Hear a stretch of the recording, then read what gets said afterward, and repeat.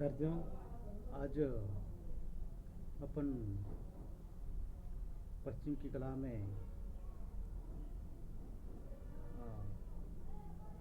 गुफाओं का वर्णन कर रहे थे। स्पेन, फ्रांस, इटली आदि जगहों पर यूरोपीय चित्रकला के इतिहास में जहाँ जहाँ कला की इन विश्व प्रसिद्ध गुफाओं का निर्माण हुआ है और उस समय के चित्रकारों ने जिस तरह कार्य किया है,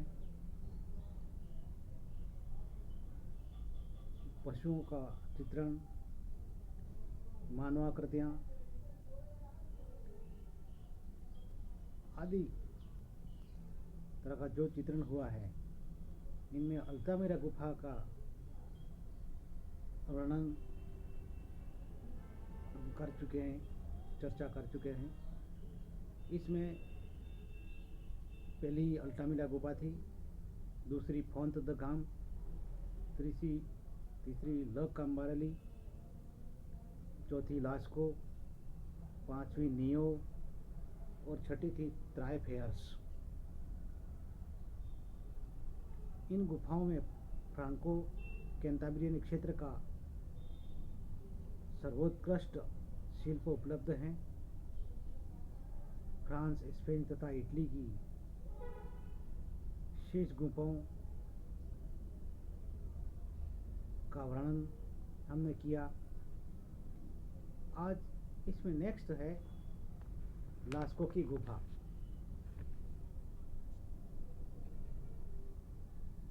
फोंत द गाम की गुफा दूसरे नंबर की गुफा है।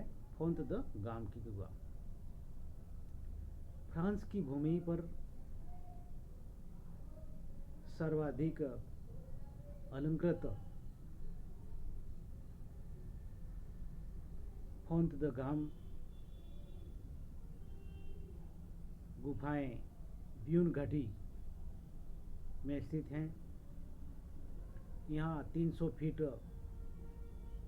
लंबा सकरा मार्ग है, जिसमें दोनों ओर कई छोटी छोटी गैलरियाँ निकली हुई हैं।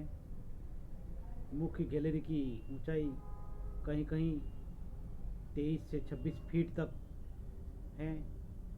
प्रवेश द्वार के कोई 210 फीट भीतर से चित्र प्रारंभ होते हैं और यहाँ दिन का प्रकाश नहीं पहुँचता है।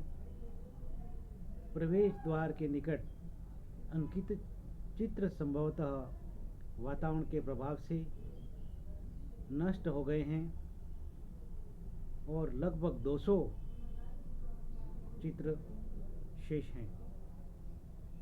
महिष आकृतियों से युक्त बहुरंगी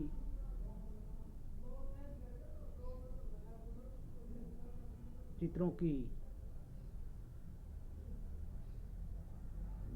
श्रृंखला में भद्रिका यहाँ की विशिष्ट कृति है, जिस पर पर्वतीय युग के छोटे छोटे आकारों में हाथी अंकित हैं। छतों के चित्र बहुत क्षत विक्षत हैं। महिष आकृतियाँ लाल तथा बादामी रंगों में अंकित हैं।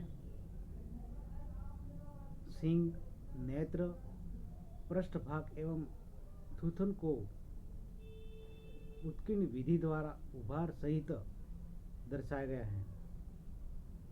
यहाँ से 16 फीट दूर एक सुंदर भद्रिका अंकित है, जो छोटे छोटे बाइसनों के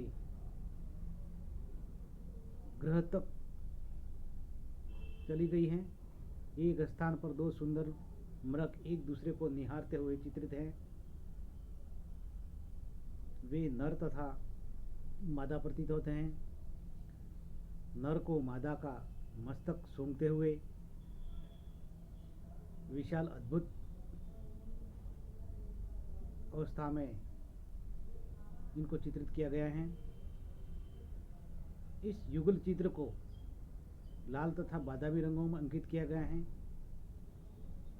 और सीमा रेखा में किंचित उभार देने के लिए शिला को उत्कीर्ण किया गया है। ये चित्र बाह्य भित्ति पर है।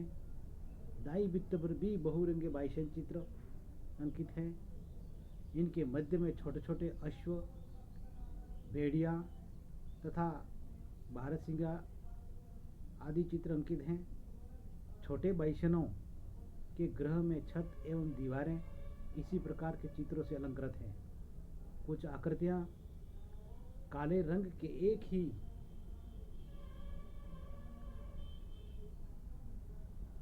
बल्ब में अंकित हैं, कुछ बादामी रंग में हैं, कुछ बहुरंगी हैं।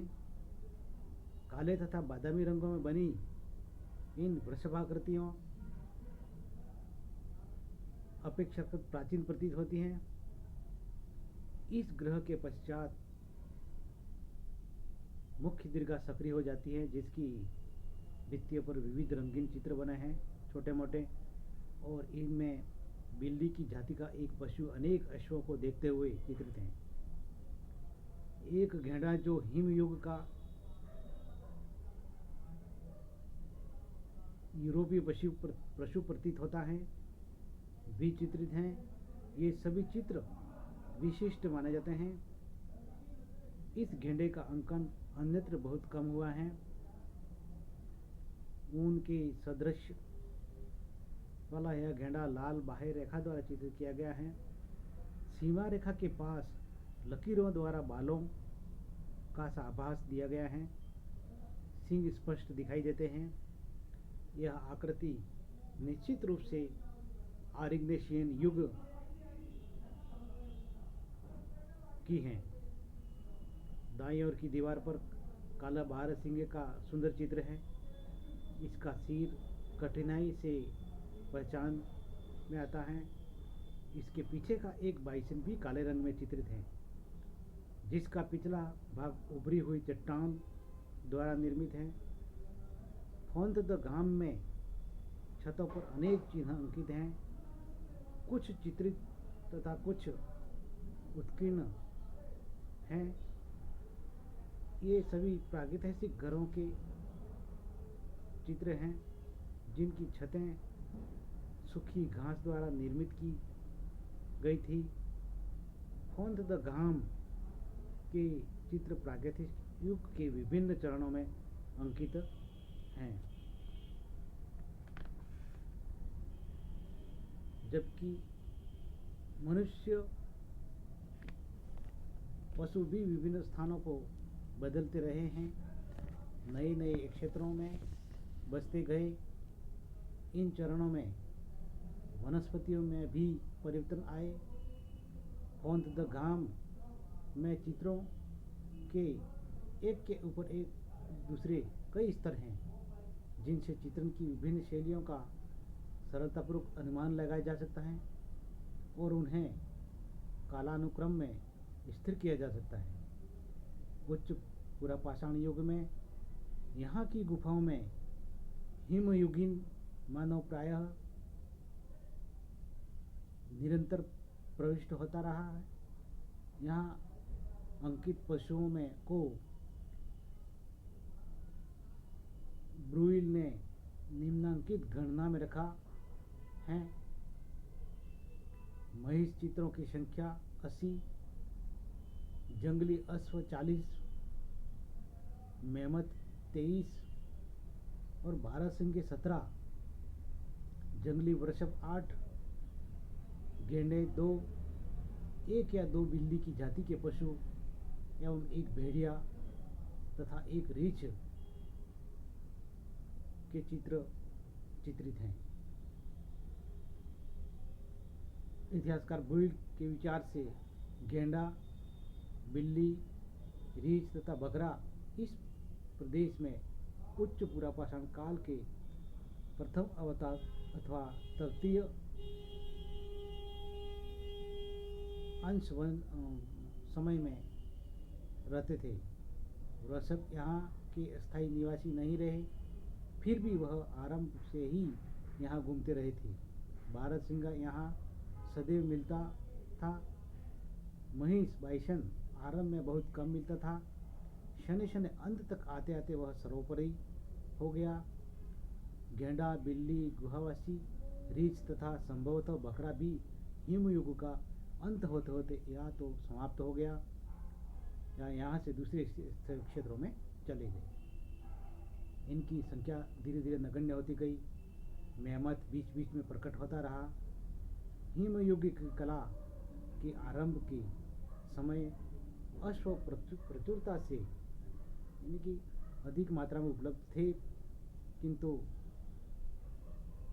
इतिहासकार ब्रुइल के विचार से यद्यपि कुछ चित्र आरिग्नेशिन पेरिगार्डिन युग के हो सकते हैं, तथापि अधिकांश चित्राकृतियां हैं वो आरंभ एवं मध्य मैग्डेलियनियन युग की हैं। इस प्रकार खोंदगाम गुफा का इतिहास रचित है। साथियों, यहीं तक